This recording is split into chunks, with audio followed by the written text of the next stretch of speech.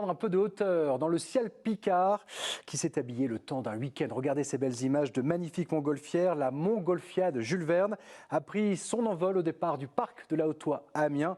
Entre nous, une expérience magique pour les voyageurs, un spectacle à ciel ouvert que nous fait vivre Jérôme Houbon. C'est un voyage au gré des vents, comme sorti de l'imaginaire de Jules Verne. Amiens et ses environs vus depuis une montgolfière, un spectacle unique qu'il faut presque mériter. Et cela se prépare au petit matin.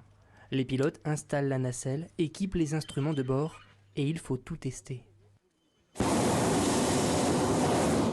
Vient ensuite le moment de déployer les 30 mètres de toile avant de la gonfler. Les contours de l'aérostat se dessinent alors.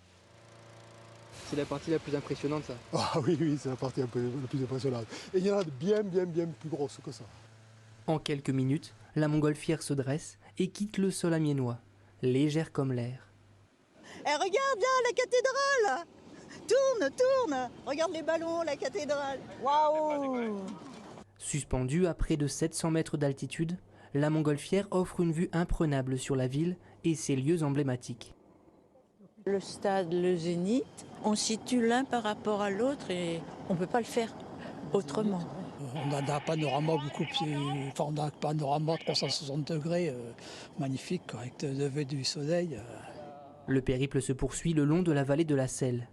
En montgolfière, presque impossible de se diriger, alors Martine, la pilote, laisse faire la nature. C'est le respect de la nature. Et puis, quand on décolle d'un point A, on va se retrouver à un point B. Le point B, on ne va jamais savoir où il va être quand on décolle. Là, on ne sait pas où on va. Mais toutes les belles histoires ont une fin. Après 1h30 de vol et à 30 km du point de départ, il faut déjà remballer. Ne restera de ce périple que des souvenirs impérissables.